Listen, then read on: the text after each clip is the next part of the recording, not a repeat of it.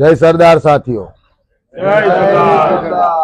सरदार का कर्ज चुकाना है, सम्मान वापस दिलाना है, करमसद गांव बचाना है।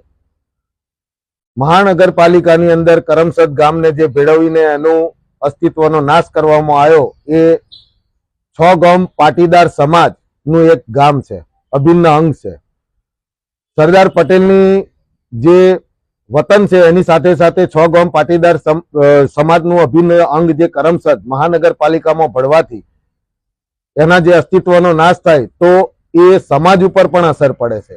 તેને લઈને કરમસદથી જે સરદાર સન્માન સંકલ્પની યાત્રા નીકળેલી એ નડિયાદ મુકામે સરદાર પટેલના જન્મ સ્થળે અને ત્યારબાદ આજે વસો મુકામે આવી પહોંચી છે અને કરમસદ ગામના બચાવવા માટે અને સરદાર સાહેબના સન્માન માટે જે સર અને સ્ટેટસ સરદારના રાખો એ મુહિમના ભાગરૂપે આજે અમે વસો ગામમાં આવ્યા છે અને વસો ગામના વડીલો, આગેવાનો અને સરદાર પ્રેમીઓ સાથે આજે મીટિંગ કરી અને એ મીટિંગમાં અમે નક્કી કરીએ છીએ કે અમે જ્યાં પણ રહીશું ત્યાં અમારા સર અને સ્ટેટસ સરદારના રાખીને રહીશું અને કરમસદને સ્વતંત્રતા અપાવવાની જે આ માગણી છે એની અંદર અમે સૌ સાથ અને સહકાર આપીશું। હું પોતે વસો ગામનો વતની છું અને વસો ગામના મારા વડીલો અને મારા મિત્રો દોસ્તો સાથે અત્યારે જે વાત કરી રહ્યો છું તો કરમસદને સંપૂર્ણ અમે સાથ અને સહકાર આપીશું અને સમાજનું આ જે ગામ જેનો અસ્તિત્વનો નાશ થયો છે એને બચાવવાનો અને એની લડત લડવાનો અમે પ્રયત્ન કરીશું અને લડીશું। જય સરદાર।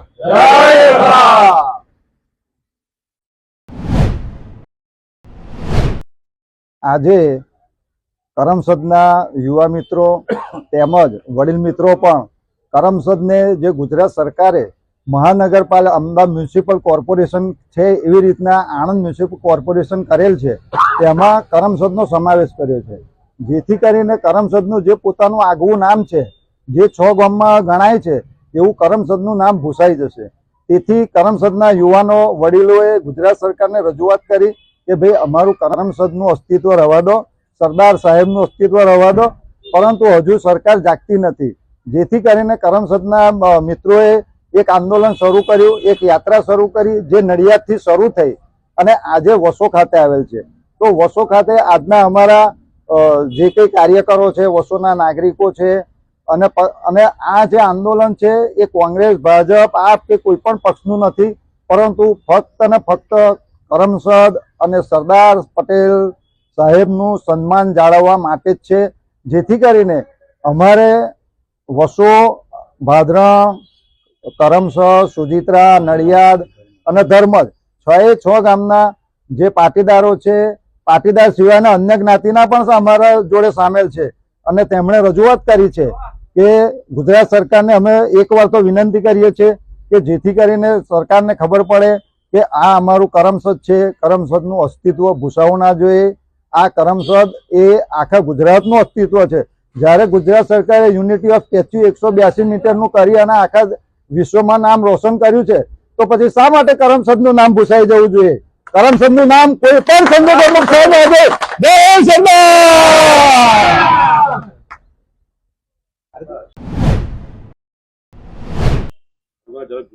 જય સરદાર। જય સરદાર। જય સરદાર। આજે આપણા ગામની અંદર, વસોની અંદર કરમસદથી આ ઉગતું લોહી કે જેને સરદાર પટેલનું કરમસદ ગામને બચાવવા માટે નીકળી પડ્યા છે અને જે આજે આપણી સાથે અહીંયા સંવાદ રૂપે બધા આપણે ચર્ચા કરી રહ્યા છીએ। વસોનું યુવાધન પણ ખૂબ છે, ઘણું બધું છે, પણ અચાનક આ ગોઠવાઈ ગયું એટલે તાત્કાલિક તમે કોઈને ભેગા ના કરી શકીએ। પણ હું સમગ્ર વસો વતી અને સમગ્ર મારા યુવાન મિત્રો વતી હું 6 ગામ પાટીદારના એક સભ્ય તરીકે આપ સૌને વિનંતી કરું છું કે જે કંઈ આ કરમસદથી જે આ યાત્રાનો જે આંદોલનને લઈને નીકળ્યા છે કે કરમસદનું અસ્તિત્વ ના ભૂસાવવું જોઈએ, મહાનગરપાલિકાની અંદર ના જોઈન્ટ થવું જોઈએ અને જો જોઈન્ટ થાય તો સરદારનું અસ્તિત્વ અને કરમસદનું અસ્તિત્વ પણ ભૂસાઈ જાય અને સરદાર પટેલને આ રીતે ભૂતકાળમાં પણ ઘણા બધા અન્યાય થયા છે। આપણે આજ લગીને એક પાટીદાર સમાજને સમગ્ર જનતાએ, સમગ્ર જ્ઞાતિ જાતિની આ ભારતની જનતાએ સહન કર્યું છે।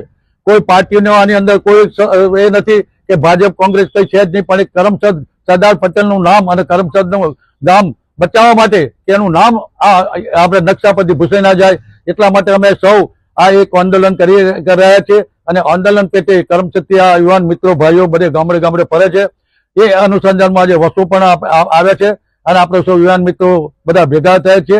આપણે આજે નક્કી કરવું જોઈએ કે 6 ગામ પાટીદાર અને સમગ્ર ગુજરાત પાટીદાર અને સમગ્ર જનતા જ્ઞાતિ જાતિના ભેદભાવ સિવાય આ કરમસદનું અસ્તિત્વ ના ભૂસાઈ જાય અને મહાનગરપાલિકામાં જોઈન ના થાય અને એક ઉચ્ચ કક્ષાનો દરજ્જો આપે એટલા માટે આપણે ભેગા થયા છીએ અને એમાં ઠેક સુધી આપણે લડી લેવાનું છે.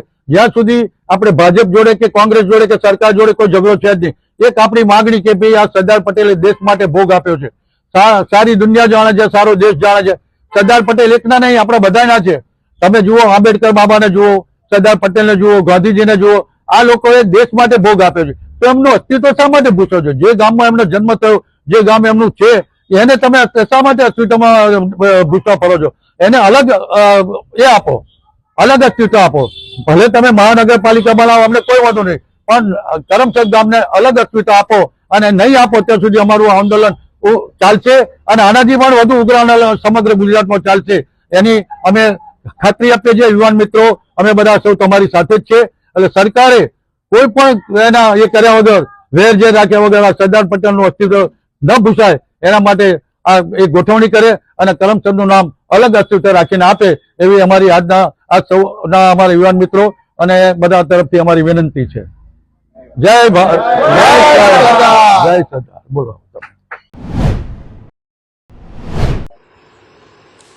जय सरदार. सरदार का कर्ज चुकाना है, सम्मान वापस दिलाना है, करमसद गांव बचाना है. साथियों, आप जानते हो करमसद गांव में ये जो आंदोलन चल रहा है वो किसके लिए है, किसके लिए आंदोलन चल रहा है? ये पूरे गुजरात, पूरे दुनिया के और पूरे भारत के जो भी सरदार प्रेमी लोग हैं उनको मैं बताना चाहता हूँ. आप जानते हैं कि अखंड भारत का जो निर्माता है वो अपने सरदार वल्लभ भाई पटेल है. उनका नेटिव करमसद है. अभी क्या किया है सरकार ने, भाजपा सरकार ने, जो करमसद गांव को आनंद महानगर पालिका में ले लिया है. उन्हीं के लिए ये विरोध जताया जा रहा है, क्योंकि ये जो करमसद गांव जब आनंद में महानगर पालिका में चला जाएगा तो क्या होगा कि एक समय जैसे आज अहमदाबाद का जो नाम है पहले कर्णावती था, तो जब अहमद शाह बेगड़ू आया था उन्हीं ने एक अहमदाबाद बसाया. और आज आप जानते होंगे कर्णावती किसी को याद नहीं है कि ये अहमदाबाद को कर्णावती बोला जाता है. सरकार ने भी मुहिम चलाई और कर्णावती भी किया, लेकिन आज भी सब लोग अहमदाबाद बोल रहे हैं. इसी तरह करमसद को भी ऐसा आने वाले समय में पीढ़ी दर पीढ़ी करमसद बुला चुके होंगे और आनंद ही बुला जाएगा. इसीलिए सरदार संकल्प सम्मान समिति जो आंदोलन छेड़ा है, इसीलिए छेड़ा है. दूसरी बात, जो मोदी जी ने ये अहमदाबाद के अंदर आज जो नरेंद्र मोदी स्टेडियम है वो पहले सरदार वल्लभ भाई पटेल स्टेडियम हुआ करता था. लेकिन जब मोदी जी पीएम बने, ये हमारे वड़ा प्रधान जी का तो मैं सम्मान करता हूँ, लेकिन नरेंद्र मोदी जी ने सरदार वल्लभ भाई पटेल का नामो निशान मिटाने के लिए खुद का नाम लगा दिया नरेंद्र मोदी स्टेडियम.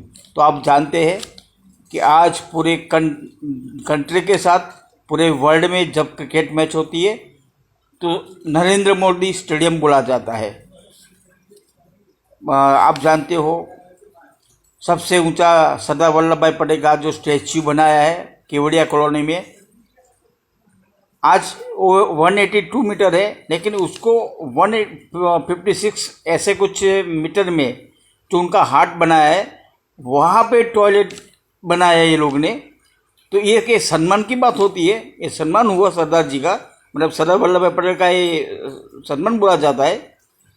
ऐसे कई सरदार स्मारक गुजरात में बने हुए हैं, लेकिन 2012 में जब मोदी जी 2002 से बने, उसके बाद में 2012 से जो ग्रांट मिल रही थी सरदार वल्लभ भाई पटेल स्मारक को, वो भी इस भाजपा सरकार ने बंद कर दिए।